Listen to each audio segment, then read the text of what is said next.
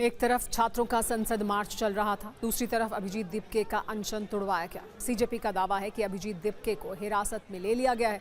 हालांकि पुलिस ने इससे इनकार किया है। अभिजीत दीपके ने अपना अनशन खत्म कर दिया, लेकिन सोनम वांगचुक का अनशन अब भी जारी है। इसी बीच सौरव दास की अगुवाई में सीजेपी की एक टीम ने सरकार से बातचीत शुरू कर दी। सौरव दास और आशुतोष रांका केंद्रीय मंत्री जेपी नड्डा से मिले। 10 मिनट की इस मुलाकात में सीजेपी ने अपनी मांगों की सूची उन्हें सौंप दी। मुलाकात के बाद सीजेपी ने कहा कि समर्थक शांति बनाए रखें। सरकार ने हमारी बातों को अच्छी तरह से सुना है। इसके बाद सरकार की तरफ से भी एक सोशल मीडिया पोस्ट सामने आया, जिसमें कहा गया कि सुबह 11:50 पर सरकार और प्रदर्शनकारियों के बीच बातचीत शुरू हुई। शाम करीब 4 बजे प्रतिनिधिमंडल ने सरकार को लिखित याचिका सौंपी। प्रदर्शनकारी धरना खत्म करें और स्थिति सामान्य करने में मदद करें। इधर सीजेपी ने साफ किया कि फिलहाल उनकी 3 मांगे हैं। पहली, सोनम वांगचुक को तत्काल रिहा किया जाए। शिक्षा मंत्री धर्मेंद्र प्रधान इस्तीफा दें। जिन नीट अभ्यर्थियों ने आत्महत्या की है, उनके परिवारों को 1 करोड़ रुपए का मुआवजा दिया जाए।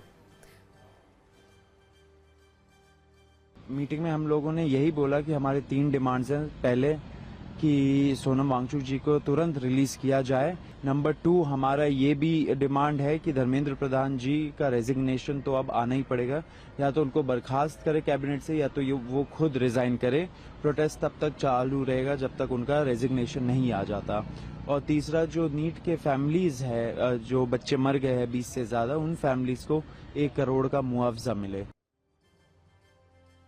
वैसे शांति की अपील के दावों के बीच आज कई बार प्रदर्शनकारी उग्र हो गए। अब से कुछ देर पहले कनॉट प्लेस के पास जनपथ में प्रदर्शनकारियों ने गाड़ियों के शीशे तोड़ दिए, पुलिस पर पत्थर बरसाए। मोबाइल के जरिए रिकॉर्ड ये रील आप भी देखिए। इस वक्त मेरी मौजूदगी जनपथ चौराहे पर है और आप ये देखिए, प्रोटेस्टर्स जो हैं वो पीसीआर की गाड़ियों को पलट रहे हैं। ये दिल्ली पुलिस की एक पीसीआर है, इसको देखिए यहाँ पर पलट दिया गया है। इसके अलावा पुलिस की गाड़ियों में ये लोग पत्थरबाजी कर रहे हैं। सामने आप देखिए किस तरीके से पत्थरबाजी की जा रही है। लगातार एक और गाड़ी आपको दूर खड़ी नजर आएगी। यहां पर भी देखिए, इस गाड़ी को पलट दिया है। दिल्ली पुलिस की इस गाड़ी में तोड़फोड़ की गई है। यहां देखेंगे शीशा टूट गया है इसका। ये हालत है। पुलिस यहां पर खड़ी हुई है। पुलिस कोशिश ये कर रही है कि शांत कराने की कोशिश, लेकिन सामने से क्या मिल रहा है? सामने से पत्थरबाजी, मुंह बांध कर पत्थरबाजी की जा रही है। ये देखिए भीड़ इस वक्त जान लेने पर आमादा है। लगातार पत्थर फेंक रहे हैं, ये देखिए। और पुलिस यहां समझाने की कोशिश, बड़े बड़े पत्थर, ये देखिए, ये पत्थरबाजी हो रही है। इस तरह से ये लोग पत्थरबाजी कर रहे हैं, पुलिस की गाड़ियों को पलट रहे हैं। छात्रों के बवाल के बीच आज गृह मंत्री अमित शाह और शिक्षा मंत्री धर्मेंद्र प्रधान की मुलाकात हुई। दोनों नेताओं की ये मुलाकात करीब 4 घंटे तक चली। हालांकि इस मुलाकात में क्या चर्चा हुई, इस पर कुछ भी बाहर नहीं आया। सीजेपी के इस प्रदर्शन को आज कई राजनीतिक दलों का समर्थन मिला। आम आदमी पार्टी के नेता मनीष सिसोदिया और आतिशी इस मार्च में शामिल हुए। समाजवादी पार्टी की नेता डिंपल यादव और आरजेडी से मनोज झा भी इसमें शामिल हुए। ममता बनर्जी ने सोशल मीडिया पोस्ट के जरिए इनका समर्थन किया। दिन भर के हंगामे के बाद पुलिस ने प्रदर्शनकारी छात्रों को संसद परिसर से दूर कर दिया। दावा यह भी किया जा रहा है कि पुलिस जंतर मंतर को खाली करा रही है। एक तरफ सड़क पर हंगामा था, तो दूसरी तरफ संसद में भी हंगामा देखने को मिला।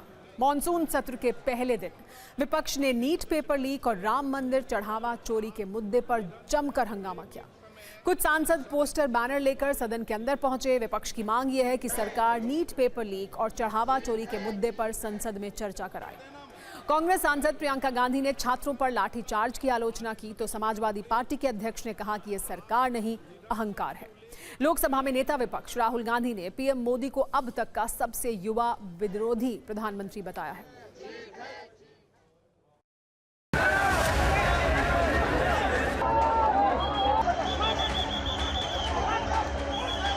This country has a majority of young people. Prime Minister Modi is the most anti-youth Prime Minister India has ever had. The boys and girls who are walking the streets of Delhi are not criminals.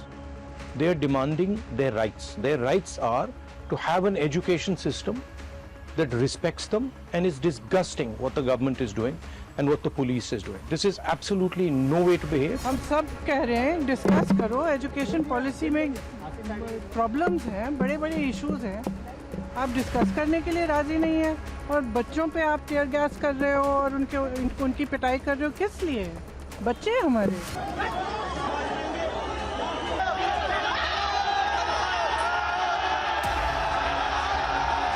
बच्चों पे लाठियां बरसाई जा रही है। बताइए, देश के बच्चे अब लाठी खाएंगे? आप रोज़गार नहीं दे पा रहे हो उनको, आप उनको अच्छी शिक्षा नहीं दे पा रहे हो। 90,000 प्राइमरी स्कूल्स बंद कर देना, लाखों बच्चों को शिक्षा के अधिकार से उनको वंचित कर देना, ये कोई मजाक हो रहा है देश में? लेकिन अगर हुड़दंग करेंगे और वहाँ पे उत्पात मचाएंगे और जैसे जिस तरह से ये प्रोटेस्ट भी चल रहा है तो वो ठीक नहीं है, क्योंकि जनता ने जिस सरकार को चुना है वो कैसे सरकार चलाएगी ये उनका अधिकार है। अगर आपको इतना ही है तो आप भी खड़े हो जाइए। तो आप आर्म ट्विस्ट नहीं कर सकते गवर्नमेंट को कि आपको किसको सैक करिए, किसको रखिए। तो ये आर्म ट्विस्टिंग अच्छी नहीं है।